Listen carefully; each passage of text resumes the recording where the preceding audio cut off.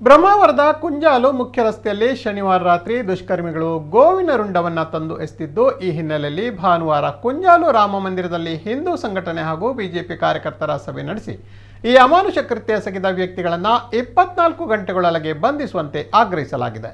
ತನಿಖೆ ನಡೆಸಿ ಸೂಕ್ತ ಕ್ರಮ ಜರುಗಿಸುವಂತೆ ಉಡುಪಿ ಶಾಸಕ ಯಶ್ಪಾಲ್ ಸುವರ್ಣ ಹಾಗೂ ಹಿಂದೂ ಸಂಘಟನೆಗಳ ಮುಖಂಡರು ಆಗ್ರಹಿಸಿದ್ದಾರೆ. ಕಾಂಗ್ರೆಸ್ ಕಾರ್ಯಕರ್ತರಿಂದಲೂ ಬ್ರಹ್ಮಾವರ ಪೊಲೀಸರಿಗೆ ಕ್ರಮಕ್ಕೆ ಒತ್ತಾಯಿಸಿ ಹಾಗೂ ಸ್ಥಳೀಯ ನೂರ್ ಜುಮ್ಮಾ ಮಸೀದಿಯಿಂದಲೂ ದುಷ್ಕರ್ಮಿಗಳ ಪತ್ತೆ ಮಾಡುವಂತೆ ಪೊಲೀಸರಿಗೆ ಮನವಿಯನ್ನು ಸಲ್ಲಿಸಲಾಗಿದೆ.